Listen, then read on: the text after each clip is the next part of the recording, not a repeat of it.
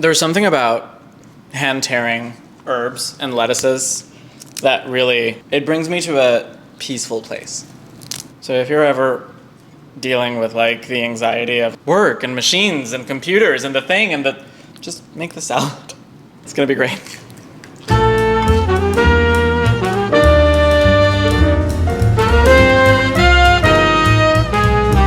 Welcome back. Happy December, happy winter, happy almost end of the year. It's Christmas time. Let's discuss Christmas. Let's talk Christmas time. Having a Christmas dinner is something to me that is very near and dear. I really like the idea ever since I was in high school to get together with friends, get together with loved ones, and prepare a little meal, prepare a little party. We are celebrating what we accomplished during the year. We are celebrating what we didn't accomplish. We're celebrating the failures also. I really enjoy moments in the year that mark the passing of time. And I think that winter is sort of a perfect time of the year that mixes like warmth and a little bit of melancholy, and you know, it gets dark at 4, so what are we gonna do except like drink and eat and hang? I'd like to think that my Christmas dinner is not overly complicated. It is delicious. It feels very festive. It feels very special. It is snowing outside actually, now that I'm seeing. It's the first snow of the year. Some things just work out. So back to the menu. I'm gonna start with a couple of sides that I'm gonna teach you how to do. I base myself here mainly on jarred products. I don't like to put a lot of effort in creating snacks from scratch. I don't think it's really worth it, and call me an auntie, call me whatever you want, but I just cannot stand me cooking all day a beautiful dinner and see people fill up with like potato chips. Like, I'm sorry, it's not gonna happen. They're gonna be intentional, small, delicious. They're just gonna be like teasing you to, you know, eat more later. The main side are some really beautiful braised short ribs. They braise in white wine with a bunch of potatoes and onions, and everything gets seared and golden brown before they go into a tall pot to cook for the entire day. And the result is like this impossibly tender rib. And the potatoes I fish out and I lightly mash them. Yes, they do have lumps.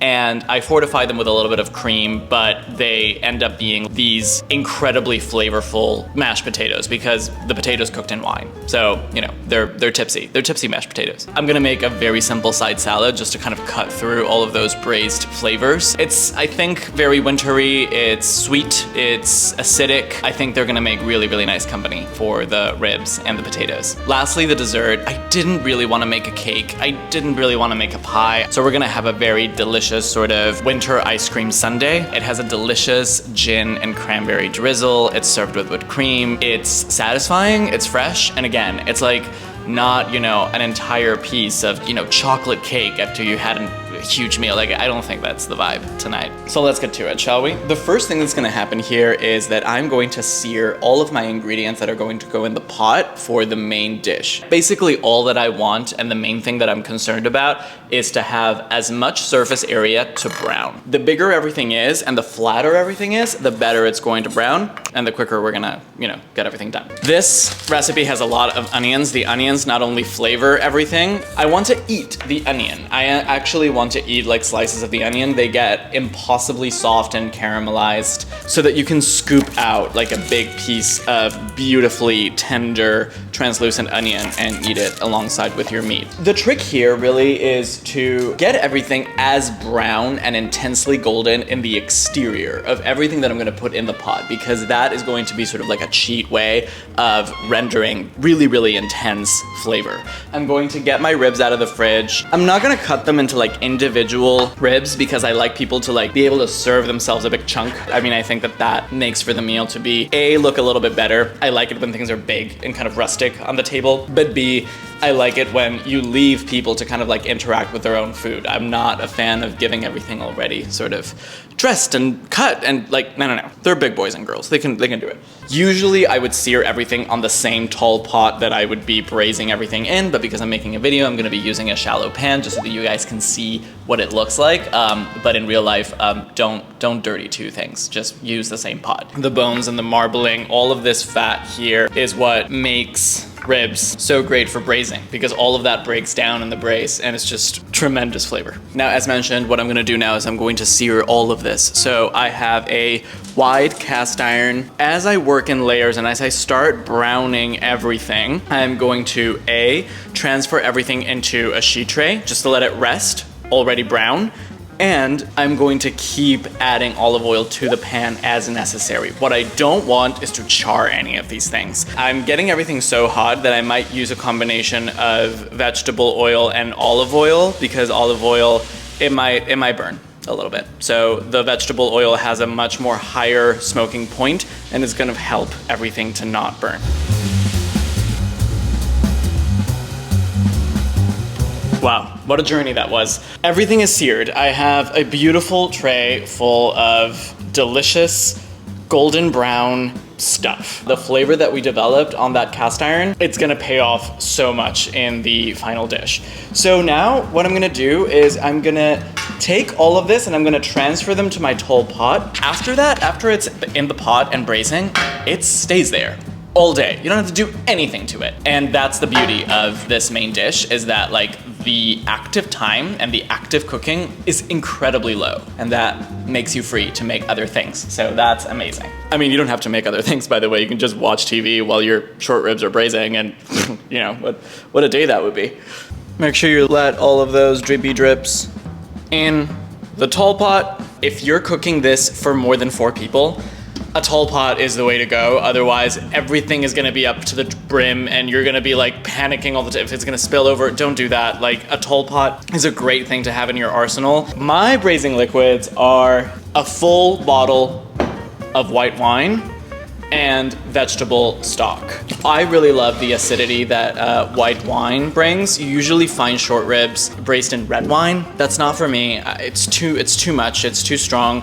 White wine really brings that like beautiful sweetness, acidity, but without it being like overpowering or without like dominating the flavors. And then the rest is stock. You can use any stock you want. If you have leftover chicken stock or vegetable broth that you made, fantastic. I use store-bought. If I use store-bought, I will go with vegetable stock. I don't really buy store-bought chicken or meat broth. To me, there's something kind of unnatural about it. I don't know why. I think that if you're gonna buy store-bought, just go with vegetable. What's inside the pot has a ton of flavor. It's gonna give off beautiful flavor. So like, even if you have water and like those little Knorr cubes or like Better Than Bouillon, all of that will do. The only thing that I would not skip is the bottle of wine. Once the braising liquid is in, I am dressing the liquid with some lemon slices, some thyme, some rosemary.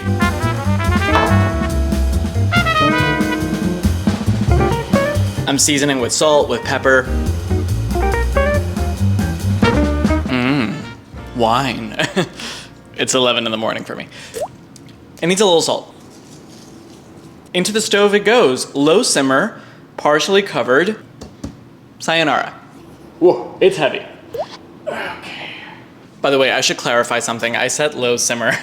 Actually, what I meant was high heat until it comes to a simmer, and then turn it on the lowest setting and partially cover. Because if you put it cold on low heat, it's gonna take double the amount of time. So make sure that you bring it up to a boil, a very, very low boil, and then turn down the heat. Okay, sorry, I couldn't live with myself if I didn't make that clear. Okay, guys, so I don't wanna jinx myself, but everything is going fine. Everything is on track. The next thing that we're gonna do is we're gonna talk about desserts. Let's talk about desserts. Let's talk about the sundae. I don't wanna put that much work into this dessert, to be honest. I wanna serve something that is really delicious, that has a lot of flavor, but is not too big, because I know that people are gonna be really full. They're not gonna have the space, literally, for a big dessert. So I prefer to serve something that is a little bit more focused, intentional, and scaled back. And that to me is an ice cream sundae. Take advantage of the fact that there are such great ice creams already at the store. I am gonna go with simple vanilla. So what I'll do is the night before or in the morning, I will do 3 scoops in a glass, and then I would chill it in the fridge so that the scoops are like perfectly solid. This is as far as I will ever go in plating individual servings for anyone. Wasting time doing the scoops, each one, like the ice cream is melting, you have other things to do, it takes time. I don't really want to like stop hanging out with my friends so that I can go to the kitchen and I can start doing the scoops. Like, I think that that's gonna like interrupt the flow of everything. So I'll serve them to everyone, and then I'll put things in the middle of the table so that everyone can help themselves and everyone can build their own sundae, which I think is way more fun than just like plating it for everyone. So the main thing that I'm going to be cooking for this Sunday is a cranberry drizzle. This drizzle uses a combination of raspberries and cranberries. They are put in a pot similarly to how you would build normal jam, which is just like fruit, something acidic, and sugar, and you let that sort of cook down. When berries cook down, what they do is that they release their pectin, and pectin is the component that will make something feel like jam. It will solidify, it will sort of coagulate when it's cooled down. If you have a fancy juicer, this would be the time to use it. Great, that's about 200 millimeters.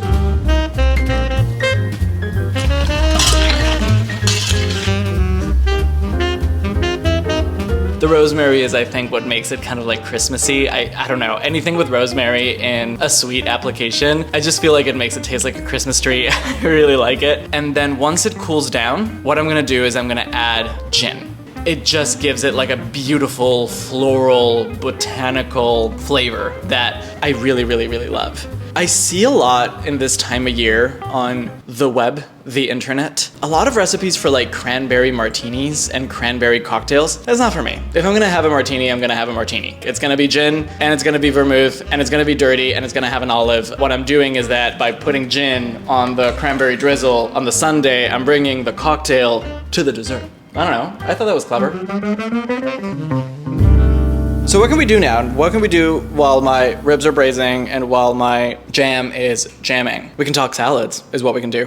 Salad time. My salad is comprised of two types of lettuces. One is endive and the other one is radicchio. They bring beautiful color to the table. That's another reason why I love cooking with both of these. They're very wintry. They thrive in the winter, so I really like, you know, the seasonality of it all. I know someone out there is gonna tell me, oh, the endive is bitter. What can I do about that? You can't do anything about that because these are bitter leaves. I think that bitterness is not a flavor profile that we should be shying away from. I think that if we have a table where some things are salty, some things are acidic, some things are sweet, it just makes sense to have some things that are a little bit bitter. And I think that it brings complexity to the table. It brings points of interest. It makes the entire meal a lot more dynamic, like palate-wise. This is my hill to die on. And I know that there are a lot of friends of mine that are gonna be like, oh, I didn't really like it because it's a little bit bitter. But if I can make them be just a tiny bit more appreciative of like bitter flavors, even if I'm like disguising them a little bit with like crunchy apple and delicious blue cheese and like sweet honey, then I will consider this entire endeavor a job well done. Endive already has these like beautiful big leaves. I would never disturb them or like cut them in half or anything. Same with the parsley, like this is not the time to finally chop anything. This energy. I'm also a believer in like shallow bowls for salad, because otherwise like you have everything in a deep bowl and you top everything and then like all of the guys from below, they don't get any of the love. You know, if you scoop yourself a little bit of salad, that it's only the top that's dressed. Like I'm not. So what I'm gonna do here is I'm going to prepare my salad, but I'm not gonna dress it until everyone arrives because I don't wanna risk anything getting wilty.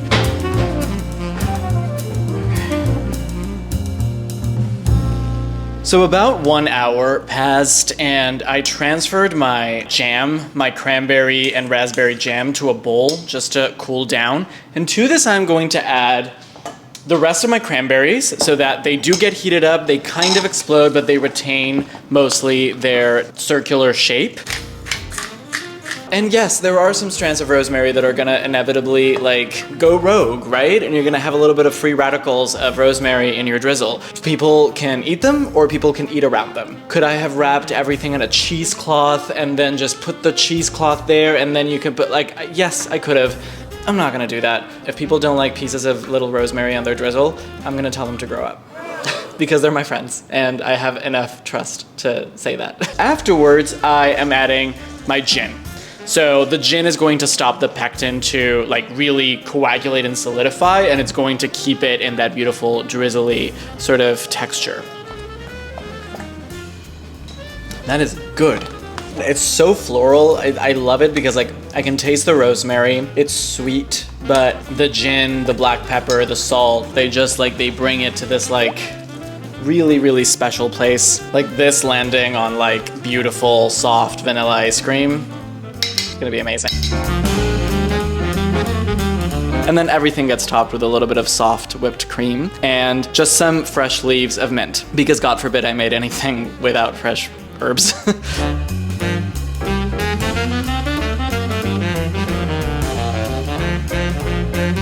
Okay, cool beans. Let's touch base. Let's discuss what has happened in the past hour or so. I had some time to kind of like reset my apartment, to do a little bit of cleaning. I made sure that the place was like Christmas ready. I lit a couple of like Christmas candles and made sure that the tree is looking nice. The tree arrived a couple of days ago. I get it from this website called Beau Sapin, which it's great for people like me who do not have a car and do not have a license, and therefore getting my own tree is impossible. So I don't really do ornaments. The only thing that I do with it is I decorate it with lights, like a lot of twinkling lights. I changed because, well, it was necessary, and the sun is down, things are coming to a close, do you know what I mean? So my short ribs and my potatoes are ready. I tried the broth and I seasoned it a little bit more, and I'm just letting it evaporate so that the braising liquid reduces a little bit and therefore the flavors intensify a little bit more. I am going to now fish all of my potatoes out, and I'm gonna put them in another pot, and I'm gonna start making my mashed potatoes. Using a spider here and a couple of tongs is really useful, just so that you can see what it is that you're picking up. So I'm gonna make the mashed potatoes with a little bit of butter, a little bit of cream, and fortified with the braising liquid. So this is what makes these mashed potatoes so delicious, is that they get flavored by the wine, the broth. It's creamy, it's intense, but it has that incredible like meat umami flavor profile because they've been cooking next to the meat. Like, it's gonna taste incredible.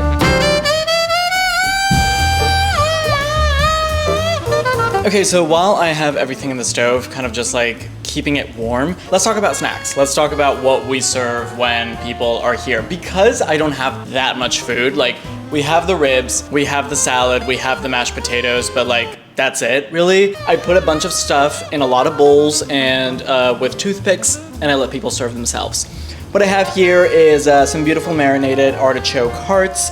I have some Castelvetrano olives. I have some dill pickles because I love dill pickles. I'm never not happy to see one, and I think it's something that people can kind of snack on and kind of like open up their appetite. I have some beautiful sourdough bread that I got from Ange, big surprise. I also have some feta that I'm just gonna put on a plate, and I'm gonna drizzle with a little bit of olive oil. I'm gonna dress with like flaky salt, with salt and pepper, with chili flake.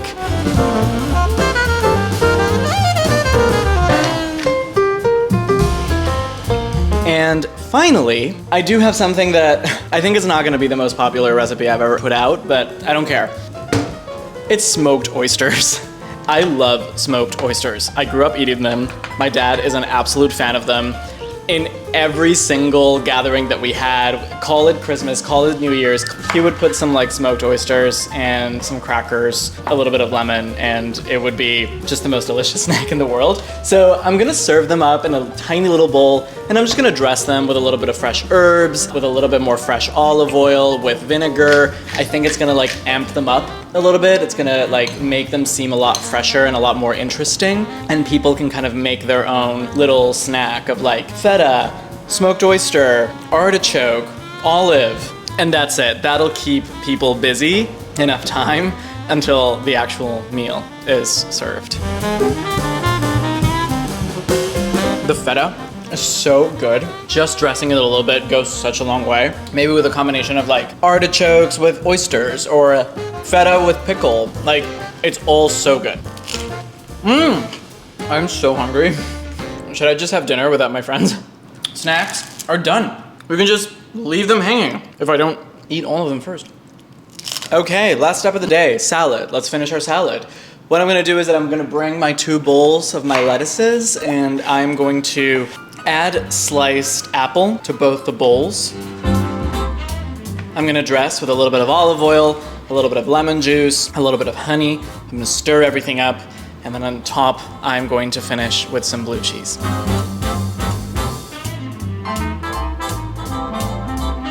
The only thing left to do is set the table, light the candles. Also, before everyone gets here, it's a great moment to kind of like take out the trash, load your dishwasher, like reset your kitchen as much as possible so that when people get here, like they see that the place is kind of like in order, because I feel like everyone has a little bit more fun if they see that everything is sort of done and everything is in place. So, to plate the ribs, what are we gonna do? I'm gonna be using this shallow, wide vessel where I'm going to start putting in my ribs. But basically I'm going to layer the ribs with a little bit of fresh herbs. So again, I'm using a combination of a spider and my tongs to kind of support what it is that I am bringing in. Remember that the short ribs are gonna be incredibly tender. So the gentler you are here, the better, just to, as much as possible, keep the pieces of meat whole. So it's going to be a combination of parsley, rosemary, thyme, and on top, I am garnishing everything with fresh grapes. It's important that they're still on the vine, by the way. I love serving this with fresh grapes. Actually, the first time I cooked it, it was last winter, and I invited a friend over and we were having dinner and I had grapes like in the table as a snack. And we were kind of like eating the short ribs and like both of us were like kind of reaching for the grapes, or at least I was. And I was like, damn, like I should be serving this with grapes. Like when I say it out loud, it doesn't sound like a big deal, but in my head it was like genius, never been done before, controversial. So I think that it is what makes it festive. I think it's what like kind of like relates back to like the holidays, not to mention the acidity, the brightness that they introduce in an otherwise very savory, braised, fatty dish. Okay guys, moment of truth. The ribs fall apart in your mouth. They're like impossibly tender. Pairing perfectly well with the mashed potatoes. I'm a big believer in the grapes. Although they're sweet, they're acidic. There are like braised pieces of lemon also that I love eating. I really hope that you give this menu a try. But what I really hope for you is that you have a wonderful winter, that you have a wonderful December, that you can hopefully spend it with the people that you love. And if you have the luxury to invite them over and share a meal together and tell them that you love them, I think that that is exactly what we need. In my opinion, we need to buy less stuff and we just need to spend more time with each other. And what a better way to do it than with beautiful food that you can share all together. So thank you for being here. As always, I'll see you in the next one. Merry Christmas. Ciao.